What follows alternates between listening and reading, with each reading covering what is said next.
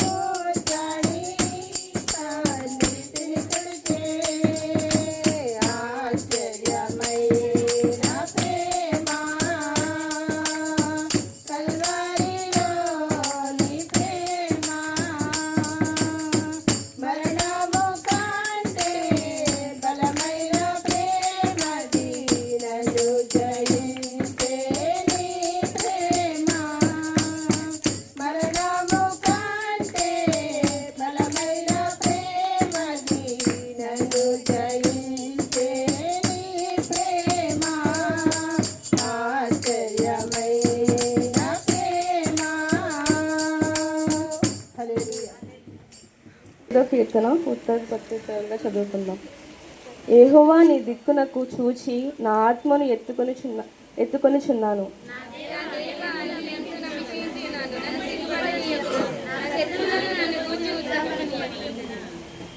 నీ కొరకు కనిపెట్టి వారిలో ఎవడును సిగ్గునందుడు? హేతువు లేకుండానే ద్రోహము చేయువారు సిగ్గునందుదురు.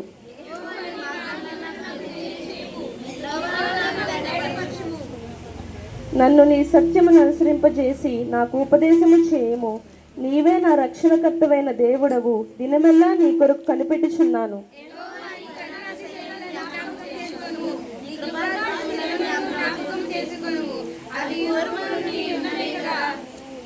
నా బాల్య పాపములను నా అతిక్రమములను జ్ఞాపకము చేసుకొనుము. యెహోవా నీ కృపను బట్టి నీ దయ చొప్పున నన్ను జ్ఞాపకములో ఉంచుకొనుము.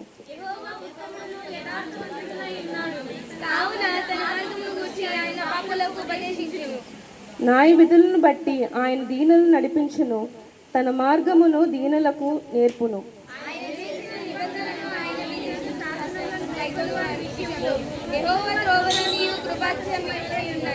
యెహోవా నా పాపము బహుఘోరమైనది. నీ నామమును బట్టి దాన్ని క్షమింపుము.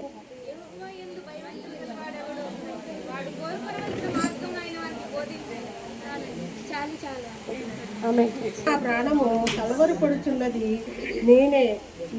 నా ముందును నా తండ్రి ఈ గడియ తటస్థింపకుండా నన్ను తప్పించుము. అయినను ఇందుకోసమే నేను ఈ గడియకు వచ్చి తిని తండ్రి నీ నామము మహిమపరచమని చెప్పెను. అంతట నేను దానిని మహిమపరచి తిని మరలా మహిమపరచుతును అని ఒక శబ్దం ఆకాశం నుండి వచ్చెను. కాబట్టి అక్కడ నిలుచుండి వినిన జనసమూహము ఉరిమెను అనేది. మరికొందరు దేవదూత ఒకడు ఆయనతో మాట్లాడినది. అందుకు యేసు ఈ శబ్దం నా కొరకు రాలేదు, మీ కొరకే వచ్చెను. ఇప్పుడు ఈ లోకమునకు తీర్పు జరుగుతున్నది. ఇప్పుడు ఈ లోకాధికారి బయటకు త్రోసివేయబడును. 37, 24-27. నా సేవకుడైన దావీదు వారికి రాజవును, వారికందరికీ కాపరి ఒక్కడే ఉండెను. వారు నా విధులను అనుసరింతురు, నా కట్టడలను గైకొని ఆచరింతురు. మీ పితరులను నివసించినట్లు నా సేవకుడైన యాకోబునకు నేనిచ్చిన దేశములో వారు నివసింతురు. వారి పిల్లలను వారి పిల్లల పిల్లలను అక్కడే నిత్యము నివసింతురు. నా సేవకుడైన దావీదు ఎల్లకాలము వారికి అధిపతి అయి ఉండెను.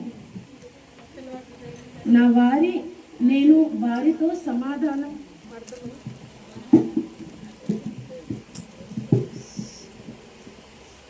నిబంధన చేసేదను. అది నాకును వారికిని నిత్య నిబంధనగా ఉండెను. నేను వారిని స్థిరపరచెదను, వారిని విస్తరింపజేసి వారి మధ్య నా పరిశుద్ధ స్థలమును నిత్యము ఉంచెదను. ఇచ్చిన వాక్యం దేవుడు. శుభాభివందనాలు తెలియజేస్తున్నానండి. మేము హైదరాబాద్లో ఉంటాము. హైదరాబాద్ నుంచి వచ్చాము. అక్కడ మేము హెబ్రోన్ ఫెలోషిప్కి వెళ్తాము. భక్తి సింగ్ గారు, కొంతమందికి తెలియవచ్చు, కొంతమందికి తెలియకపోవచ్చు. మేము ఆ సంఘానికి వెళ్తాము. యేసుక్రీస్తు కృపను బట్టి దేవుడు మమ్మల్ని రక్షించుకుంటూ వచ్చాడు. ఆ విధంగా నేను, నా భర్త, ఆయన జాబ్ చేస్తూనే ఉన్నాడు. కొంచెం మేము పరిచర్యలో ఉంటాము. ప్రభు నామాన్ని బట్టి ఆయన పరిచర్యలో ఏదైనా వేరే విలేజెస్కి వెళ్ళి మేము కొంచెం వాక్య పరిచర్య చేస్తూ ఉంటాము. నేను కొంచెం సండే స్కూల్ తీసుకుంటాను. కొంచెం సండే స్కూల్లో పిల్లలకి బోధిస్తూ ఉంటాను అన్నమాట. దేవుడిచ్చిన జ్ఞానము కొలిదే, మా సొంత జ్ఞానం కాదు. మా యొక్క జ్ఞానం వలన అయితే మేమేమి చేయలేము, కానీ దేవుని కృపని బట్టే మేము ఈ పరిచర్యలో ముందుకెళ్తున్నాము. అయితే మేము మొదటిగా నమ్మేది ఏంటంటే, దేవుడు లేనిదే మనం ఏమి చేయలేమండి. ఎందుకంటే దేవుడి మహాకృప మన మీద లేకపోతే రేపటి దినాన్ని మనం చూడలేము. నేను ఇది గట్టిగా నమ్ముతాను. ఎందుకంటే నెక్స్ట్ మినిట్లో మనకి ఏమవుతుందో మనం ఎవ్వరూ ఊహించలేము. భూమి ఆకాశములను కలుగు చేసిన దేవుడు మనల్ని కలుగు చేశాడు. భూమిని, ఆకాశాన్ని, సృష్టి అంతటిని మీకు అందరికీ తెలుసు. పాస్టర్ గారు చాలాసార్లు చెప్పుంటాడు. తన నోటి మాట ద్వారా కలుగు చేస్తే నిన్ను నన్ను మాత్రం ఏ రీతిగా కలుగు చేశాడండి? ఆయన స్వహస్తాలతో ఎంత ప్రేమగా నిన్ను నన్ను రూపించేటప్పుడు నా బిడ్డ అనుకొని ప్రభు తన స్వహస్తాలతో మనం రూపిస్తూ వచ్చాడు.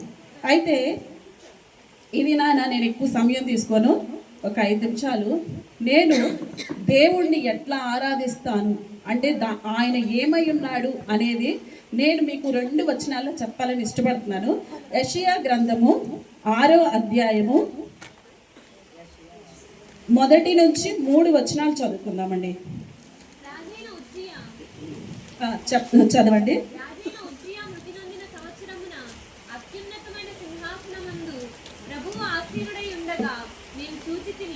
ఆయన చొక్కాయి అంచులు దేవాలయంను నిండుకొనెను.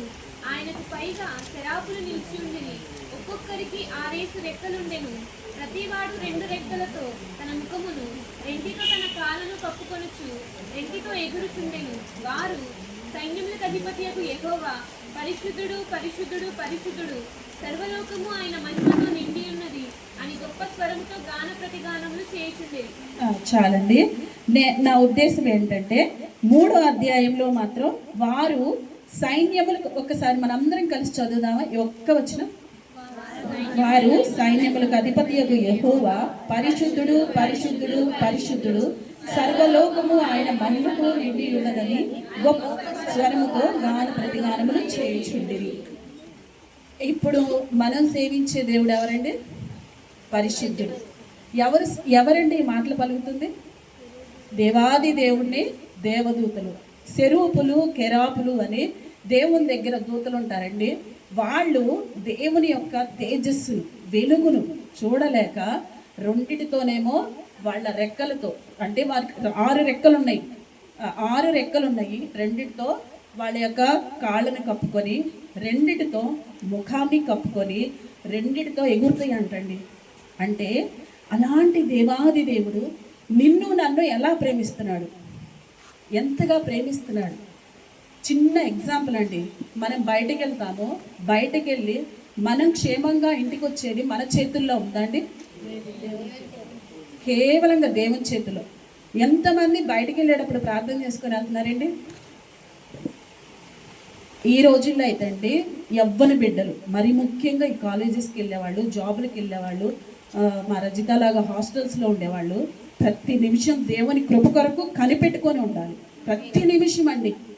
ఎందుకంటే దేవుడు తన దూతల్ని మన కోసం చేశాడు. ఎందుకు చేశాడంటే, నా బిడ్డ ప్రార్థన చేసినప్పుడు నువ్వు వెళ్ళి నా బిడ్డకు చుట్టూ కంచిలాగా ఉండు. ఎవరిస్తారండి అంత ప్రొటెక్షన్? ఈ దినాల్లో ఎవరైనా ఇస్తారండి? బౌన్సర్స్ని పెట్టుకోవాలంటే ఎంత ఖర్చు అవుతుందండి? కానీ దేవాది దేవుడు, లోకాన్ని సృష్టించిన సృష్టికర్త, నేను మీకు కాపలాగా ఉంటాను, నీ రాకపోకలందు యెహోవా నీకు కావాలి ఉంటాడు. అయితే ఇలాంటి దేవుడు మన పక్షాన ఉన్నప్పుడు మనం అడుగుతున్నామా అండి దేవుణ్ణి? మనం అడుగుతున్నామా అండి? అడగండి. ప్రభువుకి సమీపంగా రండి. ఇంకొక మాట చూసుకుందాం. ప్రకటన గ్రంథం 4వ అధ్యాయం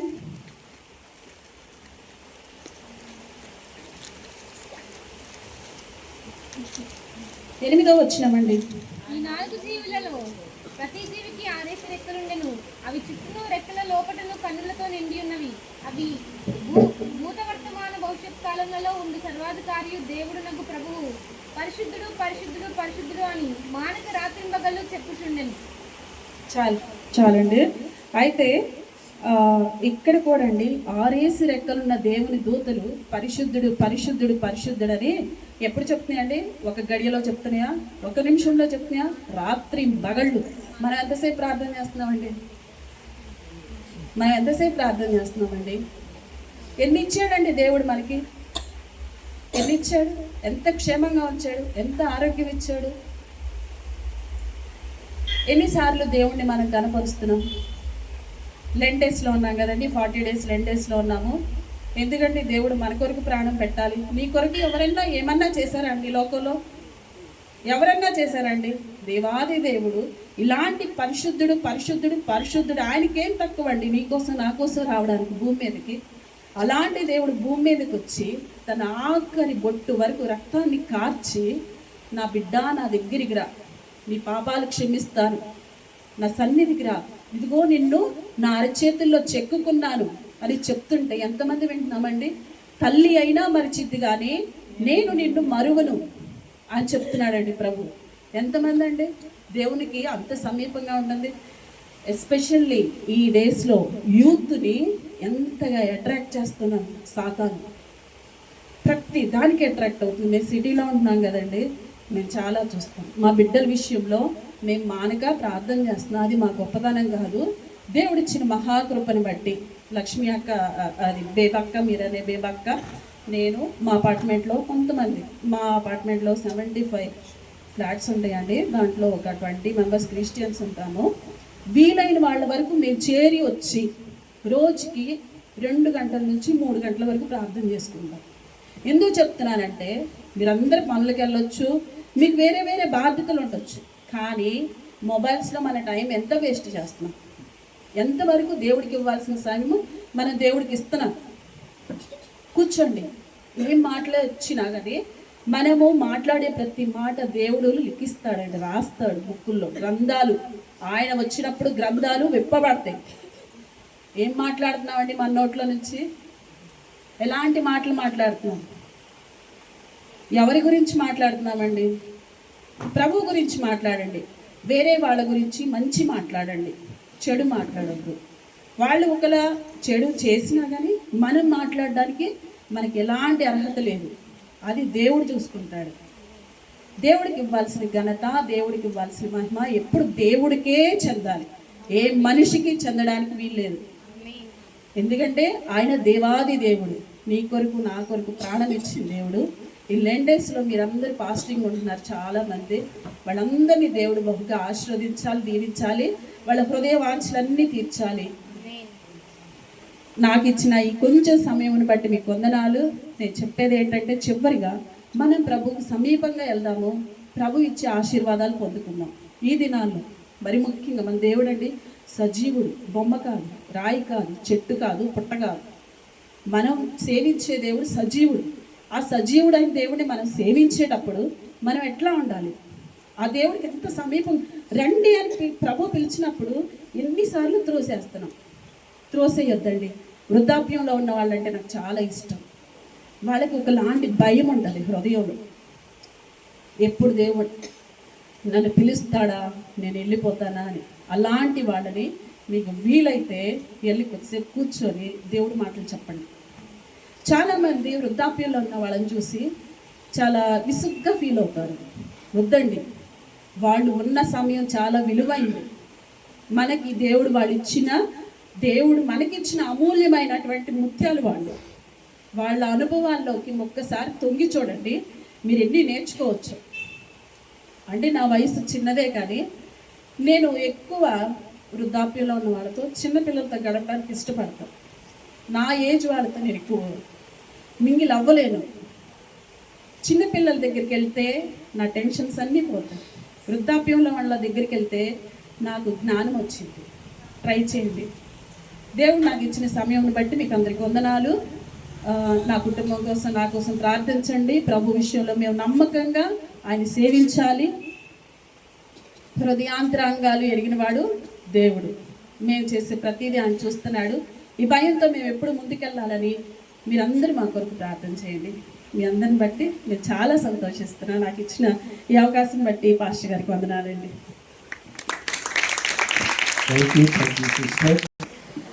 రాత్రికాల సమయంలో మరొకసారి యేసుక్రీస్తు ప్రభువారి నామమున చేరువచ్చిన అందరికీ వందనాలు తెలియజేస్తున్నాను. ఈ రాత్రికాల సమయంలో కొన్ని నిమిషాలు మన వాక్యం వినడానికి ముందు కొన్ని మాటలు చదువుకుందాం. ప్రకటన గ్రంథము 22వ అధ్యాయం, బుక్ ఆఫ్ రెవల్యూషన్ చాప్టర్ 22. 22వ అధ్యాయము ప్రకటన గ్రంథము 7వ వచనం. ఒక్క నిమిషం 7వ వచనం, 10వ వచనం, 12వ వచనం అందరం కలిసి చదువుకుందాం. 7వ వచనం, 10వ వచనం, 12వ వచనం అందరం కలిసి చదువుకుందాం. ప్రార్థనాపూర్వకంగా ఈ మాటలు మనం చదువుకున్నాం. ప్రభువా, ఈ రాత్రికాల సమయంలో నీ చిత్తానుసారంగా నువ్వు నన్ను ఇక్కడ తీసుకొచ్చావు కాబట్టి నీ వాక్యం ద్వారా నన్ను దర్శించు, నీ వాక్యం ద్వారా నాతో మాట్లాడని ప్రార్థనాపూర్వకంగా ఈ మాటలు మనం చదువుకున్నాం. 7వ వచనము, 10వ వచనము తిరిగి 12వ వచనం. ఇదిగో నేను త్వరగా వచ్చుచున్నాను, ఈ గ్రంథములోని ప్రవచన వాక్యములను కనుక్కున్న వాడు ధన్యుడు. 10వ వచనం. మరియు అతడు నాతో ఇలాగ సెలవిచ్చును, ఈ గ్రంథమందున్న ప్రవచన వాక్యములకు ముద్ర వేయవలదు, కాలము సమీపమైనది. 12వ వచనం. ఇదిగో త్వరగా వచ్చుచున్నాను, వాని క్రియ చొప్పున ప్రతి వానికిచ్చుటకు నేను సిద్ధపరిచిన జీతము నా యొద్ద ఉన్నది. చాలు. దేవుడు తన వాక్యం దీవించి ఈ రాత్రికాల సమయంలో మనతో మాట్లాడినట్లుగా ప్రభు సహాయం కొరకే ప్రార్థన చేసుకుందాం. మహాపరిశుద్ధుడైన తండ్రి, నమ్మదగిన దేవా, జీవాధిపతి అయిన మా ప్రభు, మమ్మల్ని ప్రేమించి మా కొరకు ప్రాణం పెట్టినట్టు మా ప్రభు, మీ పరిశుద్ధ నామం కొరకై మీ వందనాలు చెల్లిస్తున్నాం. దేవా, ఈ యొక్క ఈవినింగ్ టైంలో దేవా నీ ప్రజలుగా నిబిడలముగా మరొకసారి మీ సన్నిధికి రావడానికి మీరు ఇచ్చిన కృప కొరకై దేవా మీ వందనాలు చెల్లిస్తున్నాం. పాడిన పాటను బట్టి దేవా మీ వందనాలు, మీ నామానికి మీరు మహిమ పొందినారని విశ్వాసంతో మీ వందనాలు చెల్లిస్తున్నాం. చేరవచ్చిన ప్రతి బిడ్డను బట్టి దేవా మీ వందనాలు చెల్లిస్తున్నాం. నాయనా దేవా, ఇక్కడికి వచ్చినటువంటి ప్రతి ఒక్క బిడ్డ మీ చిత్తంలో, మీ ఏర్పాటులో, మీ ఉద్దేశంలో ఉన్నారు కాబట్టి మీరు ఇక్కడికి తీసుకొచ్చినారని విశ్వాసంతో నమ్ముతున్నాం. చదువుకున్న వాక్యం కొరకై దేవా మీ వందనాలు. వాక్యము నీది, ప్రజలు మీ వారు. ఈ రాత్రికాల సమయంలో ఇక్కడికి వచ్చిన బిడ్డల యొక్క హృదయాలన్నిటినీ మీరు ఎరిగినటువంటి దేవుడవు, అందరి హృదయం ఎరిగిన దేవుడవు.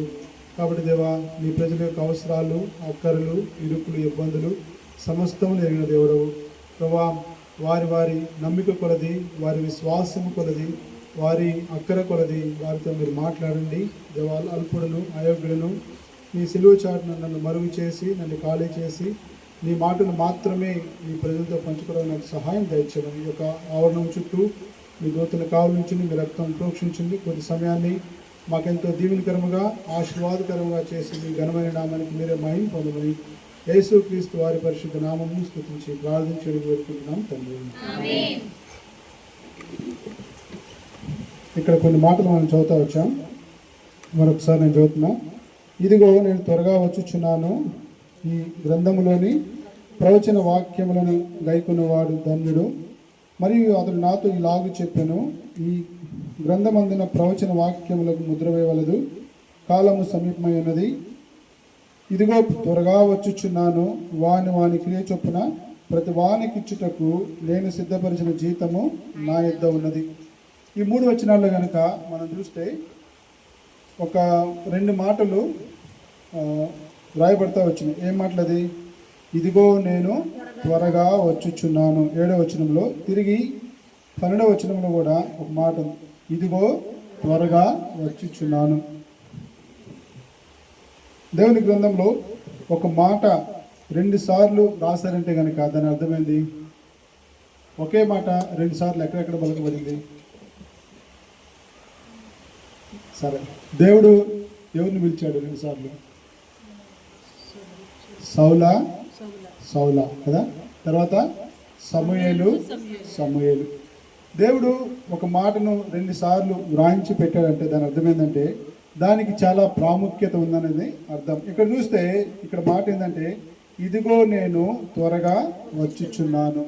యేసుక్రీస్తు ప్రభువారు చెప్పే మాట ఏంటంటే ఆయన ఈ లోకానికి త్వరగా రాబోతున్నాడు. కాబట్టి ఏం చెప్తున్నా అంటే, ఈ గ్రంథములోని ప్రవచన వాక్యములను గైకొనువాడు ధన్యుడు. తర్వాత 12వ వచనంలో, వాని క్రియ చొప్పున ప్రతి వానికిచ్చుటకు నేను సిద్ధపరిచిన జీతము నా యొద్ద ఉన్నది.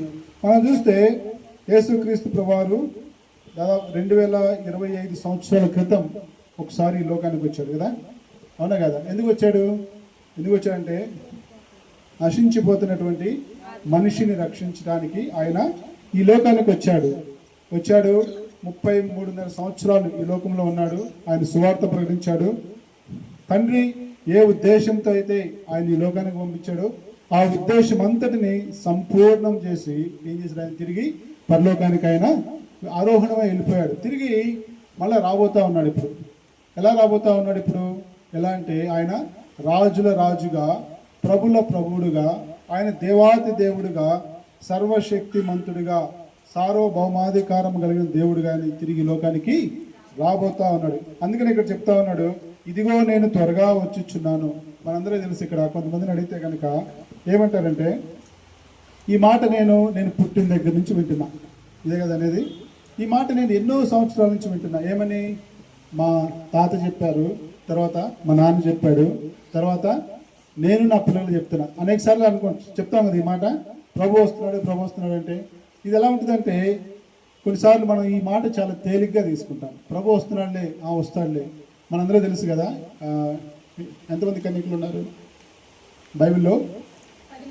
10 మంది కన్యకుల గురించి రాయబడింది. ఏం రాయబడింది అక్కడ? బుద్ధిగల కన్యకులు 5, బుద్ధి లేని కన్యకులు 5. సో పెండ్లి కుమారు వచ్చినప్పుడు ఎవరు ఎత్తబడ్డారు? బుద్ధిగల కన్యకులు. ఎందుకు ఎత్తబడ్డారు వాళ్ళు అంటే అర్థమైంది? సిద్ధపాటు కలిగినటువంటి జీవితం. కాబట్టి ఇక్కడ చెప్పబడే ఇదిగో నేను త్వరగా వచ్చుచున్నాను అని దాని అర్థం ఏంటంటే, దేవుడు త్వరగా రాబోతున్నాడు కాబట్టి మనకేం అవసరం? మనకి సిద్ధపాటు అనేది చాలా అవసరం. అందుకనే కొన్నిసార్లు ఈ మాట చాలా లైట్ అనే చాలా మంది చెప్తున్నారు, కానీ ఎప్పుడు వస్తాడు దేవుడు? ఆయన ఈ భూలోకానికి రావడానికి ఎందుకు ఆయన ఆలస్యం చేస్తా ఉన్నాడంటే, ఎందుకు ఏ ఒక్క మనిషి కూడా నశించిపోకుండా ఆయన తన స్వహస్తాలతో చేసినటువంటి ప్రతి వ్యక్తి కూడా ఎక్కడుండాలంట? ఆయన సృష్టించినటువంటి పరలో. ఆయన ఎక్కడైతే నివాసం చేస్తాడో, ఆయన ఎక్కడ నివాసం చేస్తాడు? ఒక మాట ఉంది కదా, మహాగణుడు, మహోన్నతుడు, పరిశుద్ధుడు, నిత్య నివాసమైనటువంటి దేవుడు. ఆయన మహోన్నతమైన పరిశుద్ధమైన స్థలములలో నివాసము చేసే దేవుడు కదా. ఆయన నివాసం చేసే స్థలం ఏంటంటే అది పరిశుద్ధ స్థలం, అది మహోన్నతమైనటువంటి స్థలం. అది ఎవరు కూడా సమీపింపురాని తేజస్సులో ఆయన మాత్రమే వసించేటువంటి దేవుడు. ఆయన ఎవరిని వెళ్తారు ఆయన దగ్గరికి? మిట్ట మధ్యాహ్నం కనుక మనం కన్నులెత్తి సూర్యుడికి చూడగలమా? చూడలేం కదా. ఒక సూర్యుడినే కనుక మనం చూడలేకపోతే కనుక ఆయన ఎటువంటి దేవుడు అంటే పరిశుద్ధుడని నిత్యము ప్రతి గానములతో ఆయన ఆరాధింపబడినటువంటి దేవుడు. అంతేకాకుండా ప్రకటన గ్రంథము 21వ అధ్యాయం కనుక మనం చూస్తే, ఇప్పుడు మనం చూడంగానే అక్కడ చూస్తే కనుక రాయబడిన మాట ఏంటంటే, అక్కడ ఏమన్నదంట? అక్కడ ఆకలి కాదు, అక్కడ సూర్యుడు ఉండడు, తర్వాత చంద్రుడు ఉండడు. అక్కడ ఎవరంటే వెలుగు? దేవుడే అక్కడ వెలుగుగా. ఎందుకంటే ఆయన వెలుగై ఉన్నాడు. అందుకని ఒక మాట రాయబడింది కదా, నేను లోకమునకు వెలుగును. కాబట్టి ఆయన బిడ్డలముగా ఈ లోకములు మనం కూడా ఎలా ఉండాలంట? ఎలా ఉండాలి? వెలుగు బిడ్డలముగా ఉండాలి. ఒక రాజు ఉన్నాడు అనుకో, రాజు బిడ్డలు ఎలా ఉంటారు? ఆ రాజు బిడ్డలు ఎవరు? యువరాజులు కదా. రాజు బిడ్డ ఏమవుతాడు? రాజే అవుతాడు, అంతే కదా. రాజు. అలాగే ఆయన రాజు కాబట్టి, ఆయన రాజులకు రాజు, ఆయన వెలుగై ఉన్న దేవుడు కాబట్టి ఆయన బిడ్డలంగా. అందుకనే యేసు ప్రభు చెప్పిన మాట అంటే, నేను లోకమునకు వెలుగును కాబట్టి మీరు లోకమునకు వెలుగై ఉన్నారు. ఆయన వెలుగైన దేవుడు కాబట్టి మనం కూడా ఎలాగుండాలంటే వెలుగైనటువంటి అనగా, అంటే దాని అర్థం ఏంటంటే, ఆయన ఏ రీతిగా పరిశుద్ధుడో ఆ రీతిగా మనం కూడా పరిశుద్ధత కలిగి ఉండాలి. సరే, ఇక్కడ చూస్తే కనుక ఈ గ్రంథములోని ప్రవచన వాక్యములను గైకొనువాడు ధన్యుడు. ఇది చాలా ప్రాముఖ్యమైన మాట. ఈ గ్రంథములోని ప్రవచన వాక్యములు అంటే దాని అర్థమైంది? పరిశుద్ధ గ్రంథమైనటువంటి బైబిల్లో మన సొంత భాషలోనే దేవుడు మనకు అనుగ్రహించాడు. కాబట్టి మనం ఏం చేయాలి? మధ్యాహ్నం ఒక మాట చూసాం. ఏం చూసాం మనం మధ్యాహ్నం? ఇంకొక మాట, ఆయన మీతో చెప్పునది చేయుడి. అంటే దాని అర్థమైంది? ఎలా చెప్తాడు ఆయన? వాక్యం ద్వారా. సో ఆ వాక్యం కనుక మనం తెలుసుకోవాలంటే ఏం చేయాలి? వాక్యం చదవాలి. మరి వాక్యం చదువుతున్నాం, దేవుని వాక్యాన్ని ఉదయం సాయంకాలం దేవుని వాక్యం చదువుతాం. ఎందుకంటే ఇక్కడ చెప్తా ఉన్నాడు, ఈ గ్రంథములోని ప్రవచన వాక్యములను గైకొనువాడు ధన్యుడు. అంతేకాకుండా 10వ వచనంలో ఈ గ్రంథమందున్న ప్రవచన వాక్యములకు ముద్ర వేయవలదు, కాలము సమీపమైనది. ఈ పుస్తకాన్ని చూస్తే కనుక ప్రకటన గ్రంథము ఇది ఎటువంటిదంటే, ఈ గ్రంథానికి ముద్ర వేయాల దేవుడు కదా. ముద్ర అనగా ముందు జరగబోయే సంగతులన్నిటిని గురించి ఎప్పుడేం జరుగుతుంది అనేది దేవుడు పరిశుద్ధ గ్రంథంలో ఆయన వ్రాయించి పెట్టాడు కదా. ఈ పుస్తకం కనుక మనం చదివితే కనుక ఈ గ్రంథము రెవల్యూషన్ చదివితే మనకు తెలుస్తుంది కదా. అంటే అనగా దేవుడు వచ్చే రాబోయడానికి ముందు ఏమేమి సంగతులు జరగబోతా ఉన్నాయి కదా, ఏం జరిగినాయి, ఏం జరుగుతున్నాయి, ఫ్యూచర్లో అంటే రాబోయే కాలంలో ఏమి జరగబోతా ఉన్నాయి, ఇవన్నీ కనుక మనం ఎరగాలంటే కనుక మనం ఏం చేయాలంట, ఏం చేయాలి, దేవుని వాక్యాన్ని మనము చదవాలి. అందుకనే ఇక్కడ చెప్తా ఉన్నాడు దాన్ని చదవాలి. దేవుని అవన్నీ మనం ఎరగాలంటే దేవుని వాక్యాన్ని మనము చదవాలి. ఎంతవరకు మనం దేవుని వాక్యాన్ని చదువుతున్నాం కదా, ఎంతవరకు మనం దేవుని. అందుకనే ఆమోసు గ్రంథంలో ఒక మాట ఉంది, ఒకసారి ఆ మాట చూసుకుందామా. ఆమోసు గ్రంథము, ఈ మాట చెప్పి మనం ముందుకెళ్దాం. ఆమోసు గ్రంథము 8వ అధ్యాయము, ఆమోసు గ్రంథము పేజీ నెంబర్ 759. 759 ఆమోసు గ్రంథము 8వ అధ్యాయము 11వ వచనం. అందరం కలిసి చదువుకుందాము. రాబో దినములందు దేశములో నేను క్షేమం పుట్టింతును, అది అన్నపానములు లేకపోవట చేత కలుగు క్షేమము కాక యెహోవా మాటను వినకపోవటం వలన కలుగు క్షేమముగా ఉండును, ఇదే యెహోవా వాక్కు. అంటే దీని అర్థం ఏంటంటే రాబోయే దినాల్లో దేవుడు ఒక క్షేమాన్ని అనగా ఒక కరువును తీసుకొని రాబోతా ఉన్నాడు. ఎటువంటి కరువు అది? అన్నపానము లేకపోవట వలన కలుగు కరువు కాదు కానీ, అయితే ఎటువంటిదంట అది? ఎటువంటిదంట? యెహోవా మాట వినకపోవటం వలన కలుగు కరువు. కాబట్టి మనం ఏం చేయాలి? దేవుని ఎరిగినట్టు వారంగా మనం ఏం చేయాలంటే మనకు సమయం ఉన్నప్పుడే అనగా దేవుడు మనకు అవకాశం ఉన్నప్పుడే, ఇప్పుడు మనకు ఎంతో సమయం ఉంది కదా, మనం చూస్తే కనుక ఈ ఛత్తీస్గఢ్ లేకపోతే ఉత్తరప్రదేశ్ ఈ స్టేట్స్లో చూస్తే వాళ్ళకి ఇటువంటి అవకాశం లేదు. దేవుని వాక్యాన్ని చదవాలంటే లేకపోతే దేవుని మందిరానికి వెళ్ళాలంటే వాళ్ళు ఎలా వెళ్తారంటే దేవుని వాక్యాన్ని లోపల పెట్టుకొని బట్టల చాటును పెట్టుకొని వాళ్ళు వెళ్తారు మందిరానికి కూడా వెళ్ళాలంటే వాళ్ళు ఎంతో భయపడతా వెళ్తారు కదా. అయితే ఇక్కడైతే దేవుడు మనకి ఎంతో మంచి అవకాశాన్ని ఇచ్చాడు. మనం వాక్యం చదువుతుంటే ఎవరైనా మనల్ని చదువుతుంటారా? లేదు కదా. కాబట్టి మనం ఎందుకు దేవుని వాక్యాన్ని మనం చదవం? ఇక్కడ చూస్తే కనుక చెప్పిన మాట ఏంటంటే యెహోవా మాటను వినకపోవటం వలన కలుగు క్షామం. కాబట్టి రాబోయే దినాల్లో ఒకనొక దినం రాబోతుంది. ఆ దినము ఎటువంటి దినం అంటే దేవుడు ఇప్పుడైతే మన చేతిలో దేవుని వాక్యాన్ని మన చేతిలో పెట్టాడు, కానీ మరికొన్ని దినాల్లో అనగా అది ఎప్పుడైనా కావచ్చు ఒకనొక దినం రాబోతుంది, దేవుని గ్రంథం అనేది మన చేతిలో నుంచి తీసివేయబడుతుంది. అప్పుడు నువ్వెంత చదవాలనుకున్నా కానీ దేవుని వాక్యం మన చేతిలో ఉండదు. కాబట్టి ఏం చేయాలి? అందుకనే ఒక సామెత ఏమని, దీపం ఉండగానే ఇల్లు చక్కబెట్టు కదా అనగా దాని అర్థం ఏంటంటే దేవుని వాక్యం ఎటువంటిదంటే అది దీపం కదా. దేవుని వాక్యం దీపం వంటిది, మనకి వెలిగిచ్చేటువంటిది.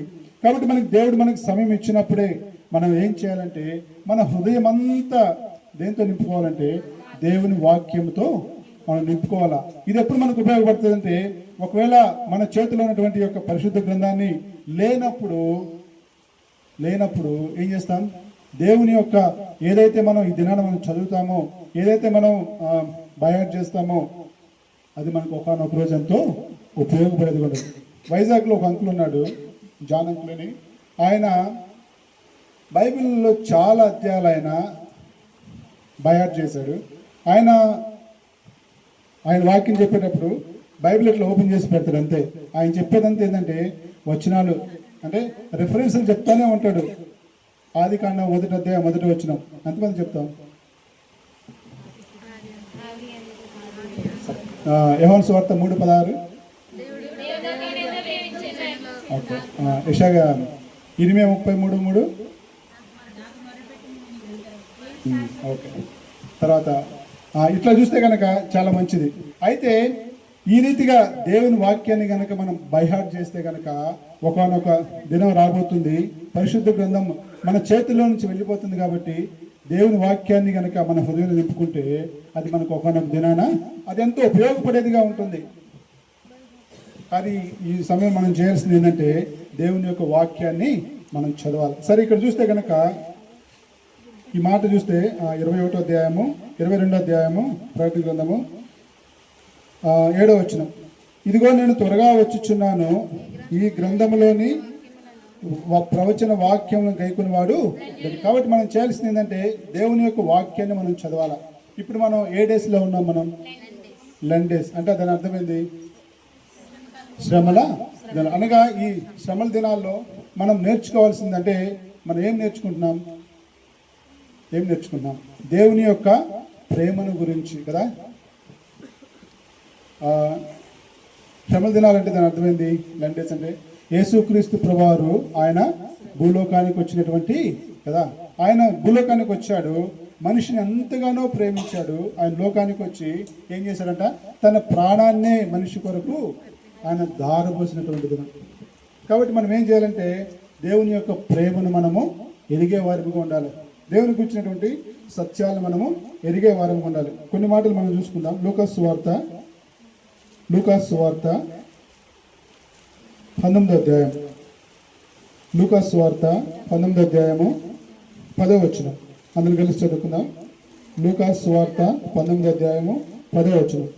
నశించిన దానిని వెదకి రక్షించుటకు మనిషి కుమారుడు వచ్చినని అతనితో చెప్పాను. ఈ మాట ఎవరు చెప్తా ఉన్నారు? యేసుక్రీస్తు ప్రభువారే ఈ మాట చెప్తా ఉన్నాడు. ఎవరికి చెప్తా ఉన్నాడు ఈ మాట? జక్కయ్య ఇంటికి వచ్చినటువంటి వారందరితో చెప్పే మాట ఏంటంటే, నశించిన దానిని వెదకి రక్షించుటకు మనిషి కుమారుడు వచ్చునని అతని తనగా జక్కయ్యతో ఈ మాట చెప్తా ఉన్నాడు. ఇక్కడ జరిగినటువంటి సంగతులు చూస్తే కనుక క్లుప్తంగా కొన్ని నిమిషాలు మనం చూసుకుందాం. 19వ అధ్యాయం 1వ వచనం. ఆయన సంచరించుచు ఎరికో పట్టణంలో ప్రవేశించి దాని గుండా పోవచ్చుండెను. ఇదిగో సుంకపు గుత్తదారును ధనవంతుడైన జక్కయ్య అను పేరు గల ఒకడు యేసు ఎవరో అని చూడగోరడు. ఇక్కడ చూస్తే ఒక మనిషి ఉన్నాడు. ఆ మనిషి పేరు ఏంటంట? సుంకపు గుత్తదారుడును తర్వాత ధనవంతుడైనటువంటి జక్కయ్య. ఈ వ్యక్తికి ఒక ఆశ కలిగింది. ఏం ఆశ కలిగింది? యేసు ఎవరో అని చూడాలి. నేను అనుకుంటా ఈ జక్కయ్య అనేక సార్లు యేసుక్రీస్తు ప్రభువారి గురించి విని ఉండవచ్చు కదా. ఎందుకంటే యేసుక్రీస్తు ప్రభువారు 33.5 సంవత్సరాలు ఆయన ఈ లోకంలో జీవించాడు. మూడు సంవత్సరాలు ఆయన దేవుని సువార్తను ప్రకటించాడు. తర్వాత ఎన్నో అద్భుతములు ఆశ్చర్య కార్యములు చేశాడు. వీటన్నిటిని గురించి నేను అనుకుంటా జక్కయ్య విని ఉండవచ్చు. అందుకని తన హృదయంలో ఉన్నటువంటి ఆశ ఏంటంటే యేసు ఎవరో అని చూడగోరెను. చాలా ప్రాముఖ్యమైన మాట. ఈ రాత్రికాల సమయంలో ఒకవేళ నువ్వు ఇంకా యేసుక్రీస్తు ప్రభువును నీ సొంత రక్షకుని అంగీకరించకపోతే, అంతేకాకుండా ఒకవేళ ఆయన ఎవరో ఆ యేసు ఎవరో నేను ఎరగాలని ఆశ కనుక నీ జీవితంలో ఉంటే ఆయన నీతో మాట్లాడడానికి, నిన్ను ఆయన బిడ్డగా స్వీకరించడానికి ప్రభు సిద్ధంగా ఉన్నాడు. ఇక్కడ చూస్తే కనుక యేసు ఎవరో అని చూడగోరని కానీ పొట్టివాడైనందున జనులు గుంపు కూడి ఉండటం వలన చూడలేకపోయాను. అప్పుడు యేసు ఆ త్రోవను రానయ్యుండెను కనుక అతడు ముందుగా పరిగెత్తి ఆయనను చూచుటకు ఒక మేడి చెట్టు ఎక్కాడు. ఇక్కడ చూస్తే ఏం చేస్తా ఉన్నాడు? ఈ యొక్క జక్కయ్య ఇటువంటి పొట్టివాడు కాబట్టి ఆయన చూడడానికి చాలా కష్టం. ఎందుకంటే యేసుక్రీస్తు ప్రభువారు ఆయన ఎక్కడికి వెళ్ళినప్పటికీ ఆయన అంటే ఎంతమంది ఉన్నారంట? జన సమూహములు ఆయన వెంట వెళ్తా ఉన్నారు. ఈయన పొట్టివాడు కాబట్టి ఆయన చూడలేడు కాబట్టి దగ్గరలో ఒక చెట్టు ఉంది. ఏం చెట్టు అది? మేడి చెట్టు. ఆ చెట్టు ఎక్కాడు. చెట్టు ఎక్కి ఆయన ఎప్పుడు వస్తాడా అని చూస్తా ఉన్నాడు. అయితే ఇక్కడ 5వ వచనం చూస్తే యేసు ఆ చోటికి వచ్చినప్పుడు కన్నులెత్తి చూచి ఏమంటా ఉన్నాడు? జక్కయ్య త్వరగా దిగుము, నేడు నేను నీ ఇంట నుండవలసినదని అతనితో చెప్పగా. ఒకవేళ అదే స్థానంలో కనుక నీవు నేను ఉన్నావు అనుకో, ఎలా ఉంటుంది? సరే, అట్లా కాకపోతే మన ఎమ్మెల్యే ఒక ఆయన వచ్చి నేను మా ఇంటికి నేను భోజనానికి పిలుస్తున్నాను అని చెప్పాడు అనుకో, ఎలా ఉంటుంది? చాలా హ్యాపీగా ఉంటుంది కదా. చాలా హ్యాపీగా ఉంటుంది. అంతేకాకుండా అది న్యూస్ పేపర్లో కూడా వచ్చింది కదా.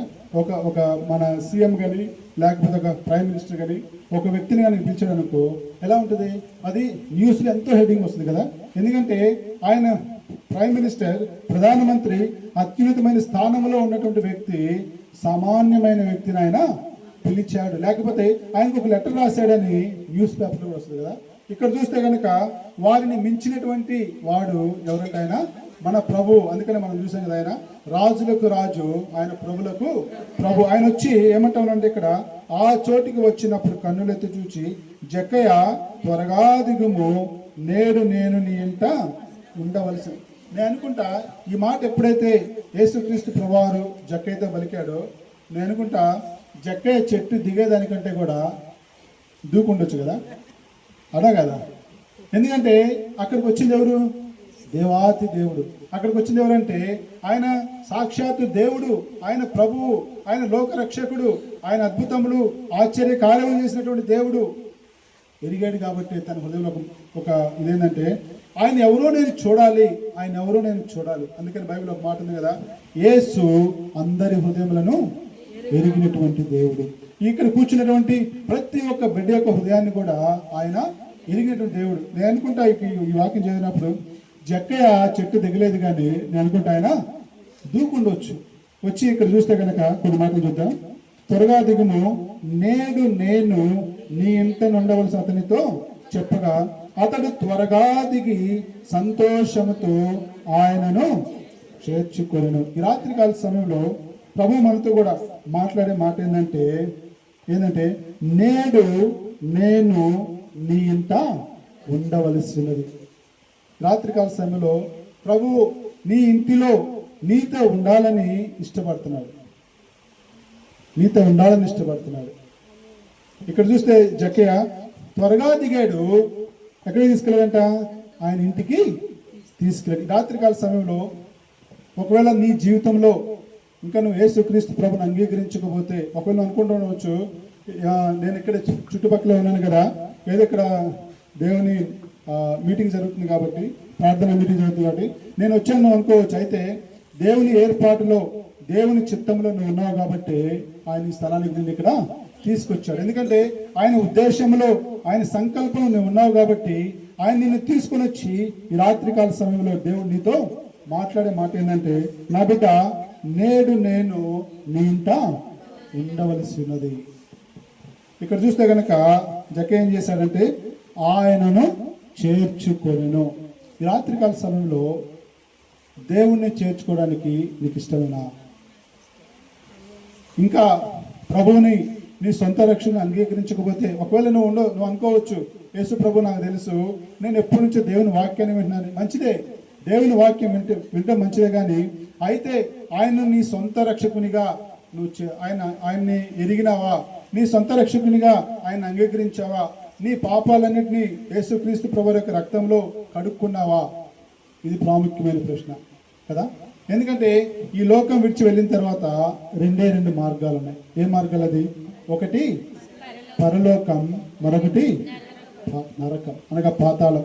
యేసుక్రీస్తు ప్రభువారు ఆయన వచ్చినటువంటి ఉద్దేశం ఏంటంటే, అందుకని ఇక్కడ ఒక మాట చదివాం కదా, నశించిన దానిని వెదకి రక్షించుటకు మనుష్య కుమారుడు వచ్చనని అతనితో చెప్పాను. కాబట్టి యేసుక్రీస్తు ప్రభువారు వచ్చినటువంటి ఉద్దేశం ఏంటంట నశించిపోయేటువంటి మనిషిని వెదకి రక్షించటానికి. ఈ లోకంలో కొంతమంది అన్ని రకాల ప్రేమలు ఉన్నాయి. తల్లిదండ్రుల యొక్క ప్రేమ, పేరెంట్స్ పిల్లల పక్షంగా చూపించే ప్రేమ, తర్వాత అన్నదమ్ముల మధ్య ప్రేమ, ఈ రీతిగా ఇరుకుపోల మధ్య ప్రేమ. ఎంతవరకు ఈ ప్రేమ ఉంటుంది? ఎంతవరకు ఉంటుంది? కొంతవరకే కదా. అయితే ఒక టైం వస్తుంది, ఎంత దగ్గర వారైనా కానీ ఏం చేస్తారంటే మనను విడిచిపోయో. అయితే దేవుని యొక్క ప్రేమ అది ఎటువంటిదంటే, ఒక మాట చదువుకుందాం. పరమగీతంలో ఒక మాట ఉంటుంది. పరమగీతంలో 8వ అధ్యాయం అనుకుంటా. పరమగీతంలో 8వ అధ్యాయము 6వ వచనం. చాలు. ప్రేమ మరణమంతా బలవంతమైనది. దేవుని యొక్క ప్రేమ అది ఎంత గొప్పదంటే, ఎంతంటే అది దేవుడే ఆయన మనిషిని ప్రేమించి, ఈ మనిషి ఎటువంటి వాడు?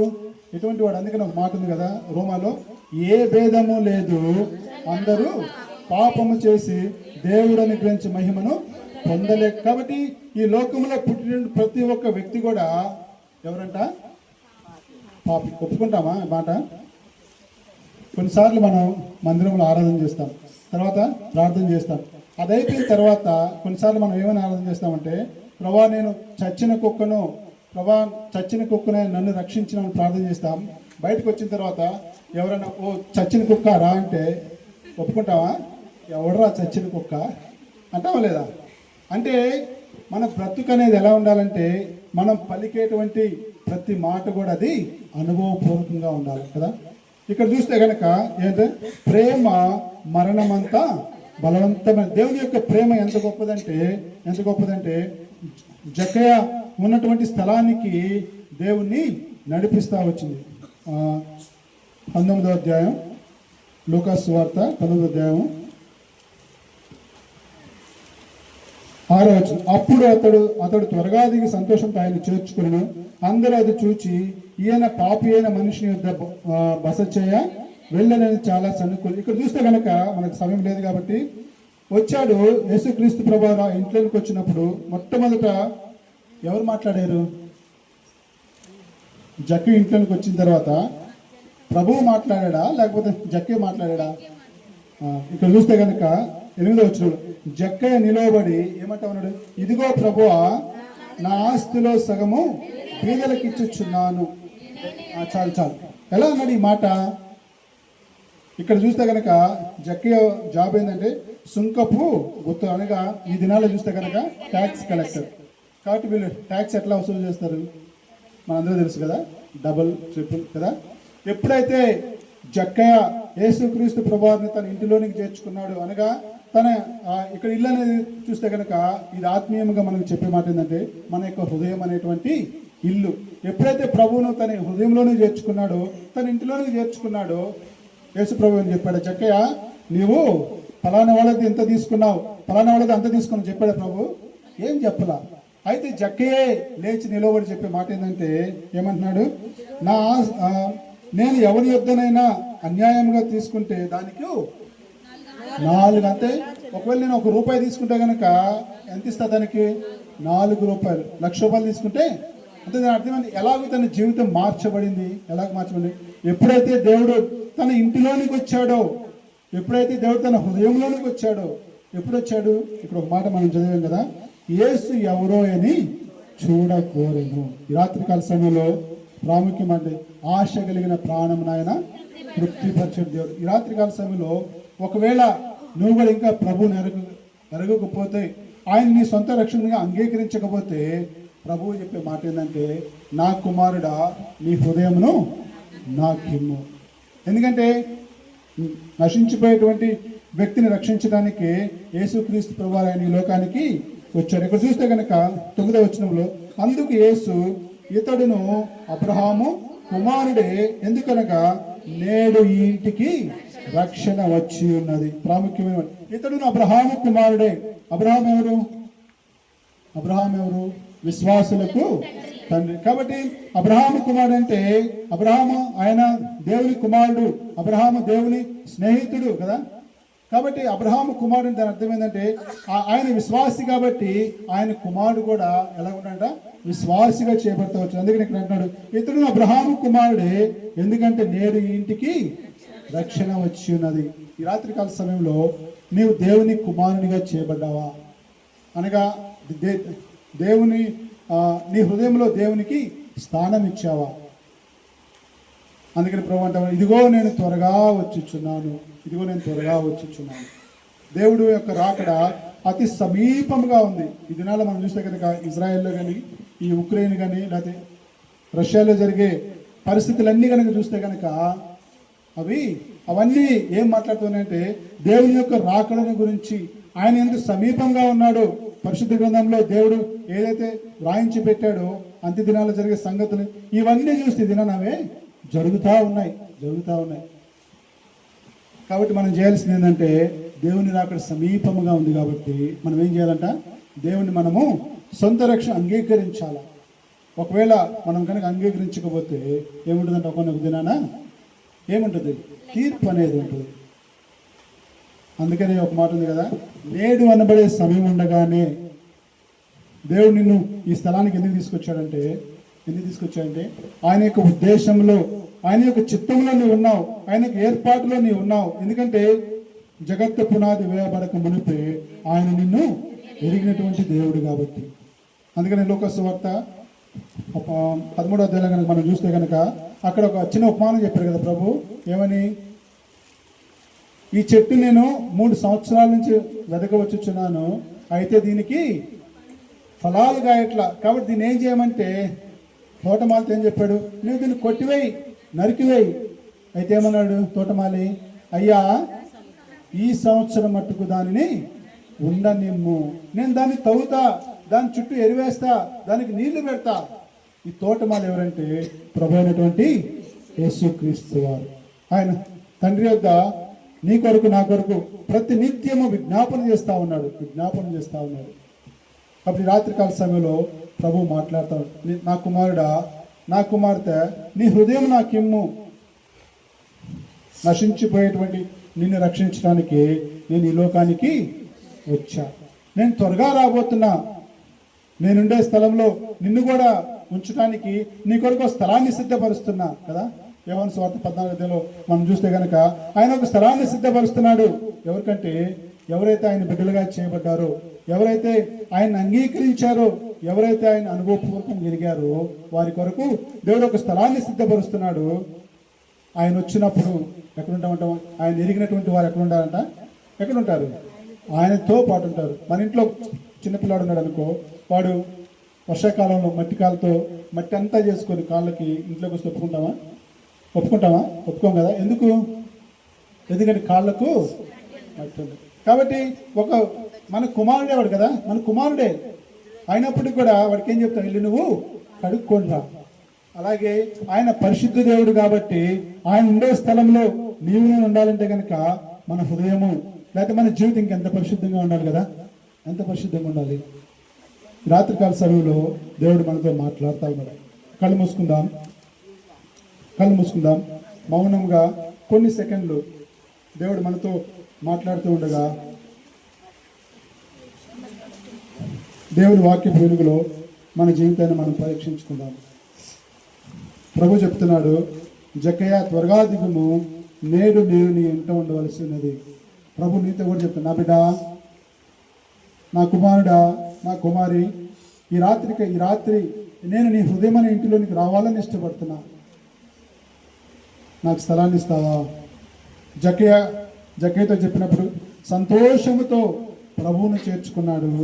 అబ్రహాము కుమారుడుగా చేయబడ్డాడు. ఆ ఇంటికి రక్షణ వచ్చింది. ఎంతో గొప్ప సంతోషం. ఒకప్పుడు సంతోషం లేదు, ఒకప్పుడు ఆ గృహంలో నెమ్మది లేదు. ఎప్పుడైతే ప్రభు ఆ ఇంటిలోనికి వచ్చాడో, తన హృదయంలోనికి వచ్చాడో, ఎంతో గొప్ప నెమ్మది, గొప్ప సమాధానం. ఆ నెమ్మది, ఆ సమాధానం నీకు కావాలా?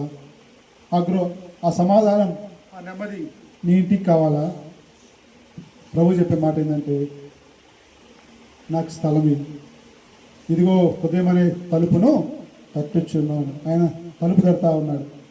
ఒకవేళ నువ్వు కనుక ఆయన పిలుపు విని నీ హృదయం అనే తలుపు తీస్తే నీ హృదయంలో ఉండడానికి ఆయన ఇష్టపడుతున్నాడు, నీతో ఉండాలని ఇష్టపడుతున్నాడు. అంతేకాకుండా ఆయన ఉండే స్థలానికి నిన్ను సిద్ధపరిచి నిన్ను తీసుకువెళ్ళాలని ఇష్టపడుతున్నాడు. ప్రభు అంటున్నాడు, ఇదిగో నేను త్వరగా వచ్చుచున్నాను. కాబట్టి ప్రభు అంటున్నాడు, నేను త్వరగా వస్తున్నాను, నువ్వు సిద్ధమా? ఒకవేళ నీకు సిద్ధపడకపోతే సిద్ధపడతా. ప్రభా, నన్ను సిద్ధపరచు, నీ రాకడ కొరకే నన్ను సిద్ధపరచు. ప్రభు అయిన యేసు రమ్ము అని చెప్పగలిగేటువంటి స్థితిలో నేను ఉండాలి. కాబట్టి మౌనంగా ప్రార్థన చేసుకుందాం.